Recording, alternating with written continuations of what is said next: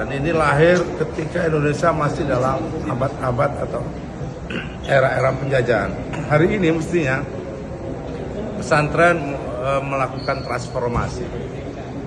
Pesantren tidak hanya ngurusi soal agama, tidak hanya ngurusi pelayanan umat, tetapi pesantren juga harus mengurusi sains, teknologi, engineering, matematik, sehingga apa? Sehingga pesantren mengikuti arus dunia global. Yang dihadapi pesantren saat ini berbeda dengan apa yang dihadapi ketika hidup pesantren itu didirikan. Saat ini pesantren harus memiliki konektivitas, kolaborasi, kerjasama dengan dunia internasional.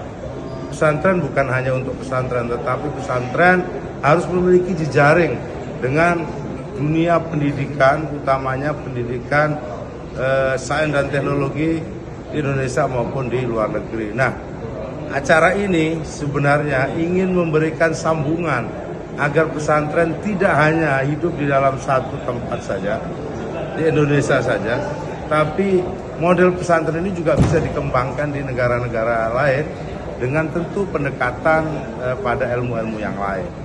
Tetapi menurut saya memang pendidikan boarding atau yang disebut pesantren ini juga sudah diadopsi di berbagai negara.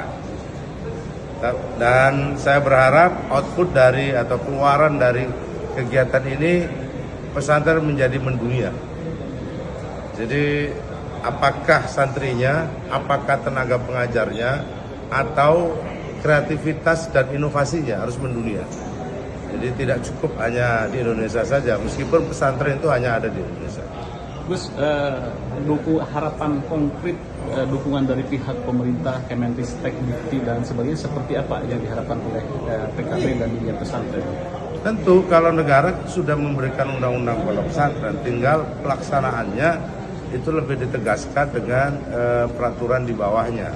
Yang kedua, tentu dana pesantren harus dinaikkan.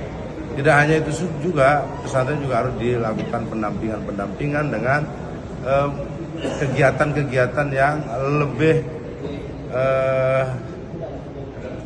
kontekstual, lebih apa yang menjadi tantangan hari ini. Jadi itu saya pikir program-program pemerintah di setiap kementerian maupun lembaga sebenarnya bisa dijadikan pintu untuk kerjasama dengan kegiatan yang ada di pesantren.